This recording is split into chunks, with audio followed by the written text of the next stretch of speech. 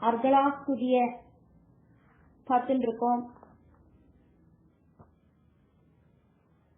மார்க்கண்டேயர் தேவிய ஸ்துதிக்கிறதையாக்கும் பார்க்கிறோம். 23 ஸ்லோகங்களாக்கும் இந்த அர்கலாஸ்துதியில இருக்கு.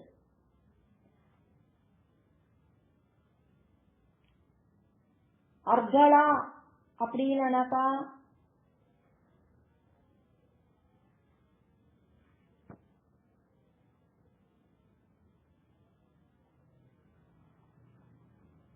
ஒரு கதவுல சாப்பாடு இருக்குமே, அந்த சாப்பாடை நம்ம திறப்போமே, அப்பத்தானே கதவு திறக்க முடியும். அதே மாதிரி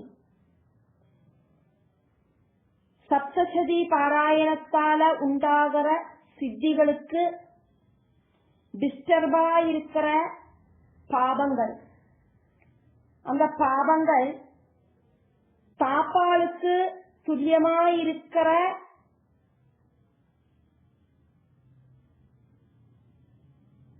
காரணத்தினால அந்த பாபங்களை இல்லாம பண்ணற அந்த ஸ்தோத்திரத்துக்கு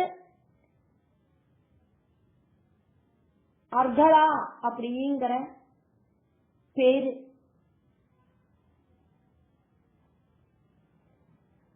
சப்தசதி பாராயணம், தேவி மகாத்மிய பாராயணம் பண்ணினாக்கா அதனால நமக்கு நிறைய நிறைய சித்திகள் எல்லாம் கிடைக்கும். அதை நமக்கு அனுபவிக்க முடியாத அளவுக்கு நம்மளோட பாபங்கள் இருக்கு.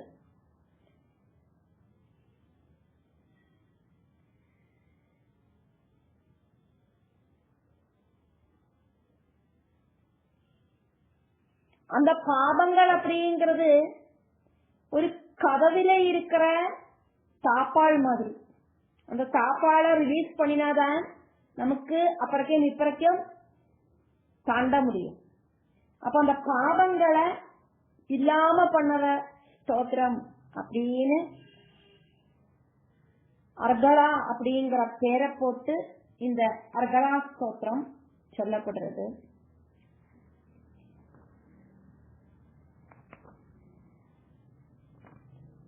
மார்க்கண்டேய உவாஜா, மார்க்கண்டேயர் சொல்றார், ஜெயந்தி மங்களா காளி பத்ரகாளி கபாலினி துர்கா க்ஷமா சிவா தாத்ரி ஸ்வாஹா ஸ்வதா நமோஸ்துதே. தேவியோடு பேருகளாக்கும் இதெல்லாம். தேவிகளோடு விவித நாமங்களை சொல்லி தேவிய ஸ்துதிக்கிறார் மார்க்கண்டேயர்.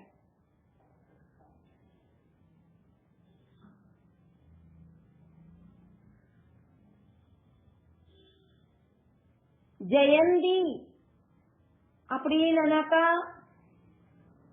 பிரம்மரூபிணியாயிருக்கிற பகவதி சர்வதுக்கும் காரணமாயிருக்கிறதுனால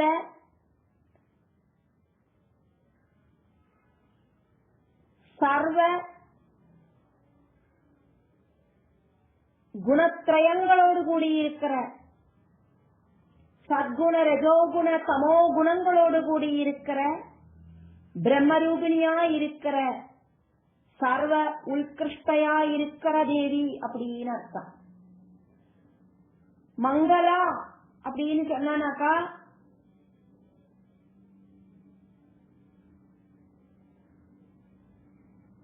பக்தர்களுக்கு ஜனன மரணங்களாயிருக்கிற சம்சார துக்கம் அப்படிங்கிறது இருக்கு. அப்படி இருக்கிற அந்த சம்சார துக்கம்,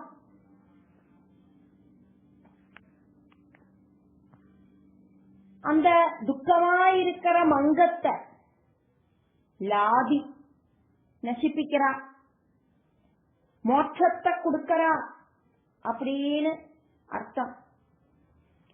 மங்கத்தை லாதி பண்றா, மங்களாதி நசிப்பிக்கிறா. மங்கம் அப்படிங்கிற சம்சார துக்கம், அந்த சம்சார துக்கத்தை நசிப்பிக்கிறவள் அப்படின்னு அர்த்தம். ஜெயந்தி மங்களா, ஜெயந்தி ஆயிட்டும் மங்களையாயிட்டும் இருக்கிற அம்பாள் அப்படின்னு அர்த்தம். 2 பேரை பார்த்தோம். இனி அடுத்த பேரு காளி. பிரளய காலத்துல இந்த பிரபஞ்சத்தை எல்லாம் சாப்பிடுறவள், அதனால தேவிக்கு காளி அப்படின்னு பேரு. பத்ரகாளி, மங்களம் அப்படின்னா சுகம், பத்ரம், அந்த பத்ரத்தை கலையதி அப்படின்னா ஸ்வீகரிக்கிறா, ரிசீவ் பண்றா அப்படின்னு அர்த்தம். பக்தர்களுக்கு மங்களத்தை கொடுக்கறதுக்கு ஆயிட்டு தேவி மங்களத்தை ஸ்வீகரிக்கிறா. அப்படி இருக்கிற தேவிக்கு பேராக்கும் பத்ரகாளி. சுகப்பிரதா அப்படின்னு தேவிக்கு அர்த்தம் இருக்கு, பத்ரகாளிக்கான அர்த்தம். அப்ப நம்ம 4 பேரை பார்த்தாச்சு. ஜெயந்தி, மங்களா, அதுக்கப்புறமா காளி, பத்ரகாளி. காளியாயிட்டும் பத்ரகாளியாயிட்டும் ஜெயந்தியாயிட்டும் மங்களையாயிட்டும் இருக்கிற அம்பாள் அப்படின்னு பார்த்தோம். அடுத்த பேராக்கும் தேவியோடு கபாலினி. கபாலம் ஜலனா தலையோடு அப்படின்னு அர்த்தம்.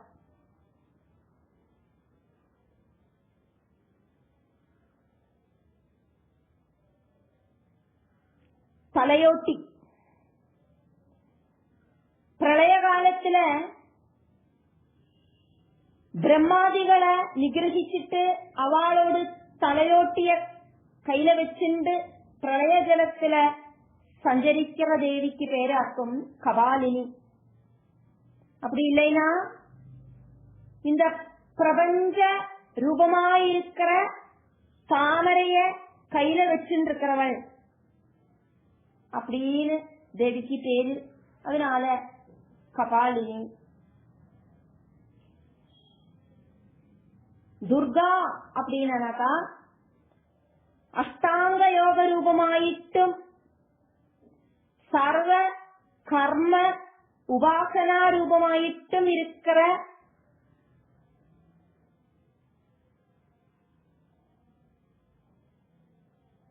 துக்கத்தால பிராபிக்க கூடின, துக்கம் இருக்கிறவா அதி கடினமா தேவிய டீப்பாயிட்டு கூப்பிட்ட தேவிய பிராபிக்கலாம். அப்படி இருக்கிற தேவிக்கு பேராக்கும் துர்கா.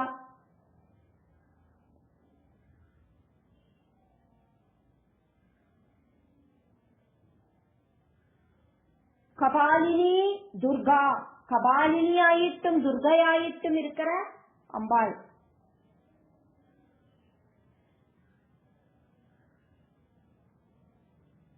தேவியோடு அடுத்த பேராக்கும் பார்க்கிறோம் க்ஷமா. பக்தர்களோடு சர்வ அபராதங்களையும் மன்னிக்கிறவள்.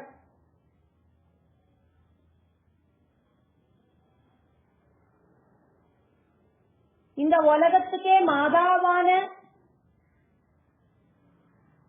காருண்யத்தோடு கூடி இருக்கிற அம்பாள் அப்படின்னு அர்த்தம்.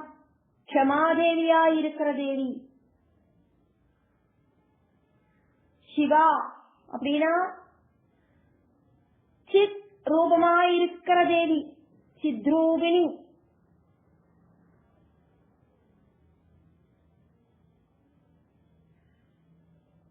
க்ஷமையாயிட்டும் சிவையாயிட்டும் இருக்கிற தேவி.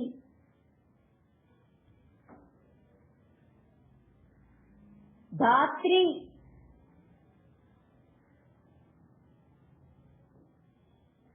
சர்வ பிரபஞ்சத்தையும்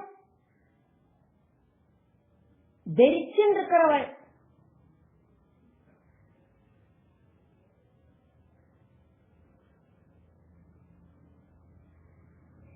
ஸ்வாஹா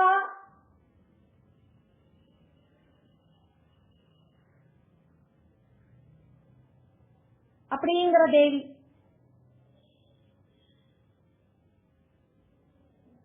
தேவர்களை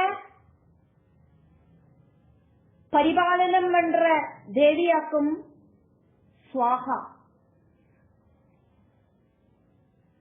ஸ்வதா அப்படிங்கிற தேவி பிதற்களை பரிபாலனம் பண்ணற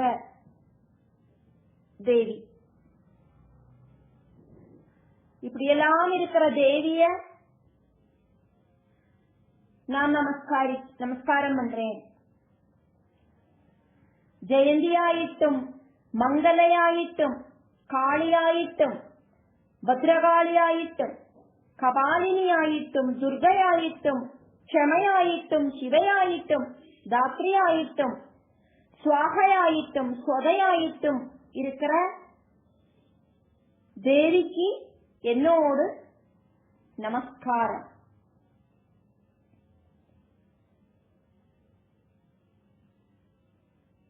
தேவிய മനസ്സിൽ ധ്യാനിച്ചുണ്ട് தேவியோடு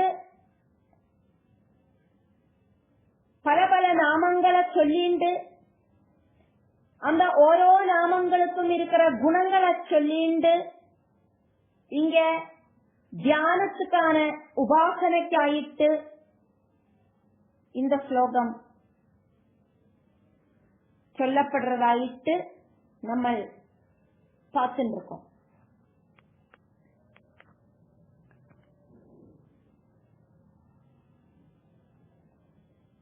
ஜயந்தி மங்களா காளி பத்ரகாளி கபாலினி துர்கா க்ஷமா சிவா தாத்ரி ஸ்வாஹா ஸ்வதா நமோஸ்துதே.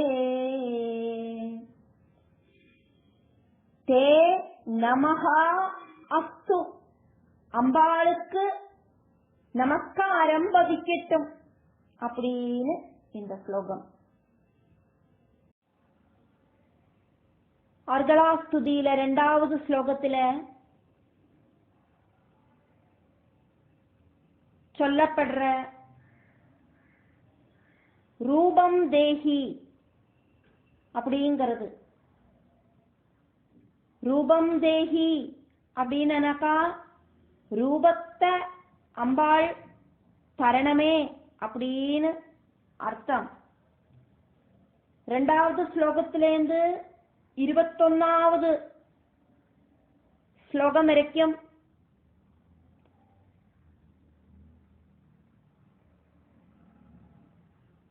அம்பாளோடு பலவிதமான குணகணங்களை வர்ணனை பண்ணிண்டு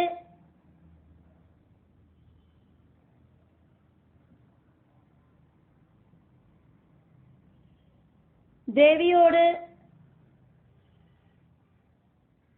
பலவிதமான மகிமைகளை எடுத்து சொல்லிண்டு அந்த தேவியோடு ரூபத்தை தரிசிக்கிறதுக்கான பாக்கியத்தை எனக்கு தரணமே அப்படின்னாக்கும் பிரார்த்தனை நடக்கிறது.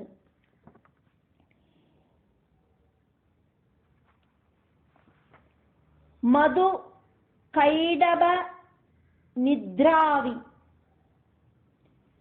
மது கைடப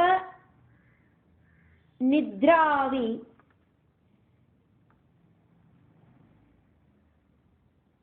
விதாத்ரு வரதே நமஹ ரூபம் தேஹி ஜெயம் தேஹி யசோ தேஹி திஷோ ஜஹி. தேஹி சொன்னா தரணம் அப்படின்னு அர்த்தம். ரூபம் தேஹி சொன்னா ரூபத்தை தரணம், ஜெயம் தேஹி அப்படின்னா ஜெயத்தை தரணம், சக்சஸ் தரணம், யசஹா தேஹி கீர்த்திய தரணம், திஷஹா ஜஹி சத்ருக்களை நசிப்பிக்கணும் இப்படின்னு எல்லாமாக்கும் இந்த ஸ்லோகத்துல பிரார்த்தனை. மது கைடவ நித்ராவி, மது கைடவர்களை நசிப்பிச்ச தேவி. விதாத்ரு வரதே, பிரம்மாவுக்கு அந்த விதாதாவுக்கு வரத்தை தானம் செஞ்ச அதிபராசக்தியான தேவி. அப்படி இருக்கிற தேவிக்கு நமஹா என்னோடு நமஸ்காரம். ரூபம் தேஹி ரூபத்தை தரணமே, ஜெயம் தேஹி ஜெயத்தை தரணமே, யசஹா தேஹி கீர்த்திய தரணமே, திஷஹா ஜஹி சத்ருக்களை நசிப்பிக்கணுமே. மது கைடவ நாசினியாயிருக்கிற அம்பாள், பிரம்மாக்கு வரத்தை தானம் செஞ்ச அதிபராசக்தியான அம்பாள். அப்படி இருக்கிற அம்பாளுக்கு நமஸ்காரம். ரூபத்தையும் ஜெயத்தையும் கீர்த்தியையும் தரணம், சத்ருக்களை இல்லாம பண்ணணும் அப்படின்னாக்கும் இந்த ஸ்லோகம் சொல்லப்படுறது.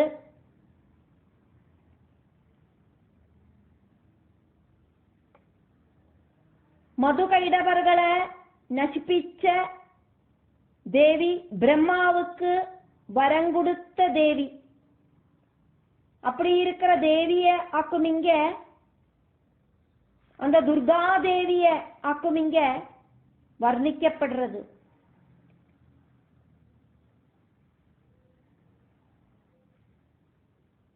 துர்காதேவியான தேவி மதுகைடவ நாசத்துக்காயிட்டு பிரம்மாவால ஸ்துதிக்கப்பட்டு, அந்த பிரம்மா தேவிய ஸ்துதிச்சதுல சந்தோஷமாயிட்டு தேவி பிரம்மாவுக்கு வரம் கொடுத்தா.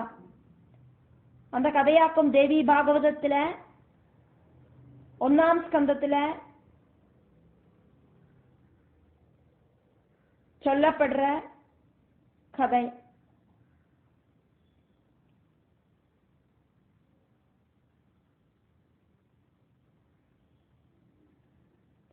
பரமாத்ம வஸ்துக்கு நமஸ்காரம் செய்யப்படுறதாயிட்டு இங்க சொல்லப்படுறது. பரமாத்ம ரூபமாயிருக்கிற பிரம்மமாயிருக்கிற அம்பாள்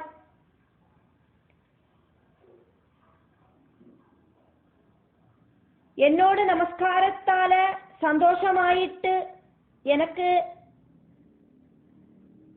ரூபம், ஜெயம், யசஸ் இதெல்லாத்தையும் தரணம் அப்படின்னாக்கும் இந்த ஸ்லோகத்துல சொல்லவ பிரார்த்தனை.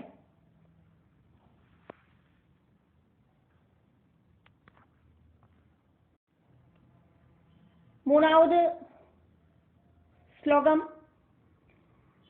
மகிஷாசுர நிர்நாச விதாத்ரி வரதே நமஹ. மகிஷாசுரவதத்தை செஞ்ச தேவி, வரத்தை தானம் செய்யற தேவி. அப்படி இருக்கிற தேவிக்கு நமஸ்காரம்.